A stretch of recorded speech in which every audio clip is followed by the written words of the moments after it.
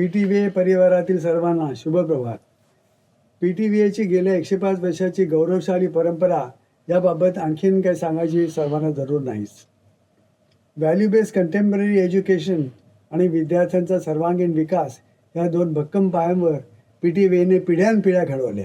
Corporate leadership पोझिशनमध्ये किंवा स्वतःचा उद्योग सुरू करून त्यामध्ये यशस्वी होणं, त्याचप्रमाणे वेगळ्या वेगळ्या फील्ड्समध्ये for example science and technology, medical profession किंवा चार्टर्ड अकाउंटन्सीची प्रोफेशन, अशा वेगळ्या वेगळ्या डायव्हर्स फील्ड्समध्ये आपल्या माजी विद्यार्थ्यांनी खूप प्रगती केली आहे.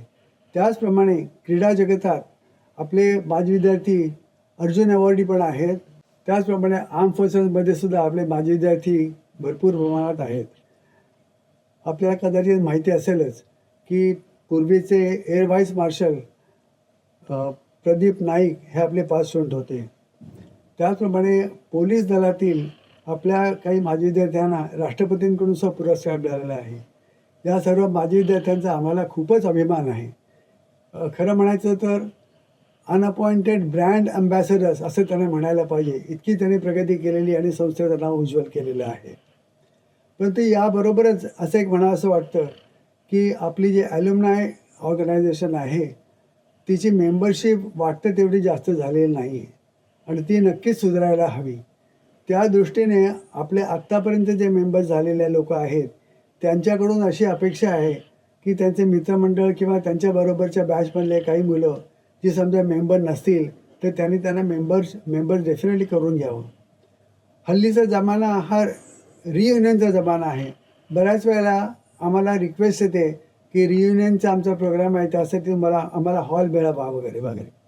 त्या अशा हॉलचा रेंट वगैरे तर आम्ही कधीच घेत नाही, पण रियुनियनसाठी आम्ही त्यांना इनफॅक्ट एनकरेज करतो आणि त्यांना सांगतो की तुम्ही मेंबर व्हा आणि संस्थेसाठी काहीतरी करा.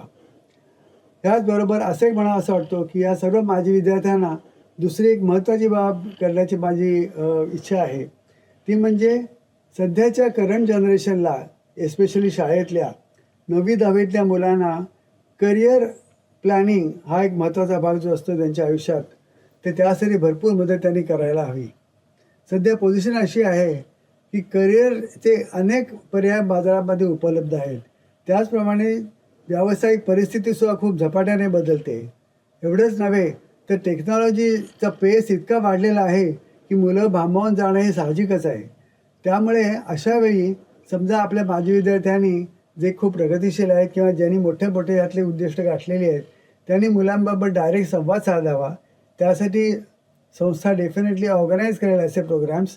शैक्षणिक गुणवत्ता कितीही महत्त्वाची असली तरी महत्त्वपूर्ण मार्गदर्शन, त्याचप्रमाणे सल्ला आणि स्वानुभव हे समजा सिनियर लोकांनी सांगितले तर त्या मुलाचा आत्मविश्वास नक्की वाढतो आणि त्या करिअर डेव्हलपमेंटचा त्याचा मार्ग कितीही कठीण असला तरी त्याला तो सुकर करावासा वाटतो आणि तो सुकर होतो देखील. त्यामुळे मी ॲलमनायला असे एक सजेशन करणार आहे की त्यांनी करिअर डेव्हलपमेंटसाठी एस्पेशली 9वी आणि 10वीच्या मुलांसाठी वेगळे सेमिनार्स किंवा वेबिनार्स ऑर्गनाईज करावे. त्यासाठी संस्था त्यांना लागेल ती मदत करायला तयार आहे. त्याचप्रमाणे त्यांनी मुलांशी डायरेक्ट संवाद साधावा. आता फॉर एक्झाम्पल जो आर्म फोर्सेसमध्ये एखादा मनुष्य कर्नल आहे किंवा ब्रिगेडियर आहे तर तो ब्रिगेडियर कसा झाला किंवा त्याला काय काय कठीण परिस्थितीचा सामना करायला लागला हे जो त्या मुलांना सांगेल, तर ज्या मुलांना आर्मीमध्ये किंवा नेव्हीमध्ये किंवा एअरफोर्समध्ये जायची इच्छा आहे त्यांना त्याच्यात व्हॉट इज इन्व्हॉल्व हे त्यांना जरी कळलं तरी त्यांच्या दृष्टीने ती खूप महत्त्वाची गोष्ट असते. त्याचप्रमाणे काही काही माणसं असतात ती आयकॉनिक पर्सनॅलिटीज असतात. फॉर एक्झाम्पल रतन टाटा हा फारच मोठा मनुष्य होता, ती गोष्ट वेगळी.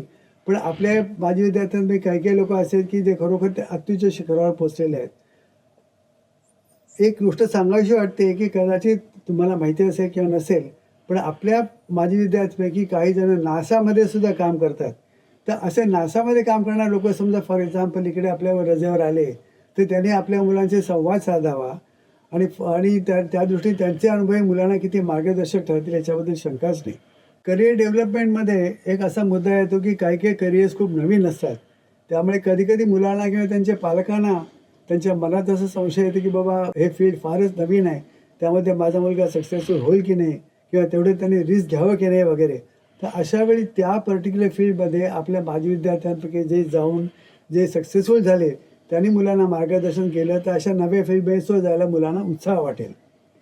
दुसरी महत्त्वाची गोष्ट म्हणजे 9वी-10वीच्या शाळेत 9वी-10वीच्या मुलांना मला एक सजेशन अशी द्यायची आहे की त्याने ॲल्युमनायचा नक्की मेंबर व्हावं. ॲल्युमनाय हे फक्त करिअर गायडन्स याच्यापुढे मर्यादित न राहता त्याचा पुढेही भरपूर फायदा होऊ शकतो. कॉलेजमध्ये गेल्यानंतर आता तर NEP 2020मध्ये ऑन जॉब ट्रेनिंग हे कंपल्सरी केलं आहे.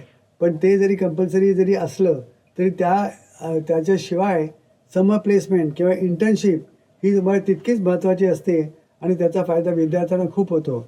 आणि ही समर प्लेसमेंट किंवा इंटर्नशिप तुम्हाला ऑर्गनाईज करायची असेल तर माजी विद्यार्थ्यांचा तुम्हाला नक्कीच भरपूर फायदा होऊ शकेल. मगाशी मी सुरुवातीला जे सांगितलं, बरेच विद्यार्थ्यांचे आपल्या माजी विद्यार्थी कुठे कुठे पोचलेले आहेत, त्यात काही नावंसुद्धा घेतली.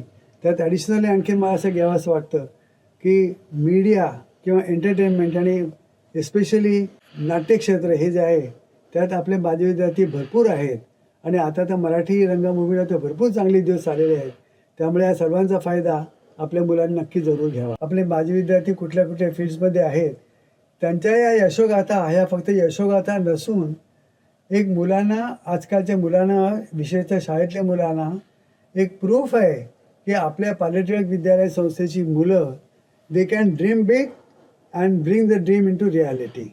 हे मुलांनी नक्कीच लक्षात ठेवावं, कारण त्या दृष्टीने त्यांना ॲल्युमनायचा भरपूर फायदा होईल.